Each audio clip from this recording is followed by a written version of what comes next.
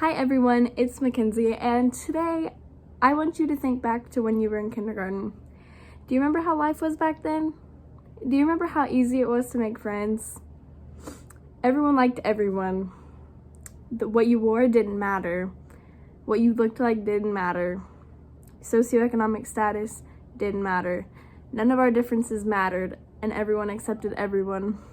All we wanted was someone to play on the playground with. But the older I got, the more I noticed a desperate need for kindness, because suddenly everyone's opinions changed. My best friends from kindergarten didn't even talk to me anymore, and kids that used to be so nice to me were all of a sudden judging me for everything I did. And I'm sure a lot of you can relate to this as well. The older we got, cliques started to form, and it became more difficult to find a sense of belonging.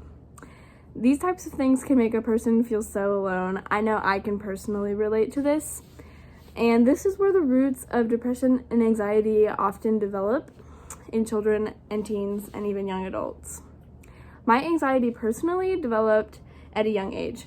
From late elementary school all the way up through middle school and high school, people became more and more mean. I was judged and picked on for things that I wore, what I looked like, the clubs and organizations I was involved in at school, and so much more. I developed many insecurities, and at times I was so alone and so afraid. I know I was not alone in this particular situation. Kindness is so rare these days, and these days we need it more than ever. All it takes is just small acts of kindness. It doesn't take much. A compliment, an invite to lunch, a conversation, helping them with homework, anything. Why is it that so many people feel the need to bring others down? Going through high school especially, this was the peak of bullying that I noticed, not just towards me, but towards everyone.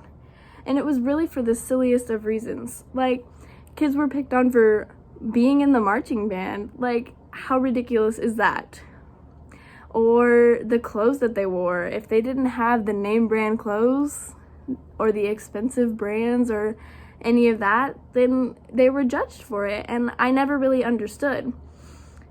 They were judged for what they looked like. They were judged for who they were friends with or how much money their family had. And it never made any sense to me why we couldn't all just get along and why we had to pick each other apart.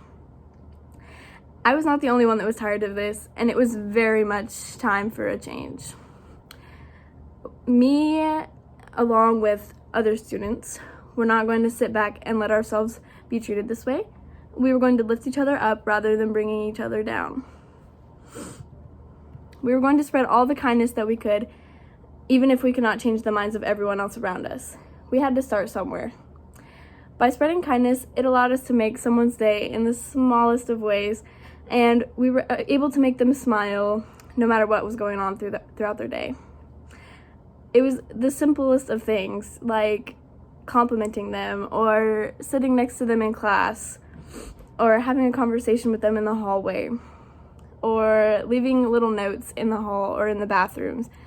Just little things like that really encourage people and lift them up, even if they're having the worst day. I know personally for me, that would really lift my spirits no matter what I was going through. So we decided to filter these small but meaningful acts of kindness into our school system. And through this, I learned that the smallest acts of kindness make the biggest differences. Just a few kind words could flip someone's entire mood around. And it was nice to see kids being brought up rather than being pushed down by those that were bullying them. And I know that we can't change all of society. We can't make everyone spread this kindness, because there are always going to be those people that are going to judge others just to make themselves feel better. But taking these small steps makes a difference, even if it's just a little one.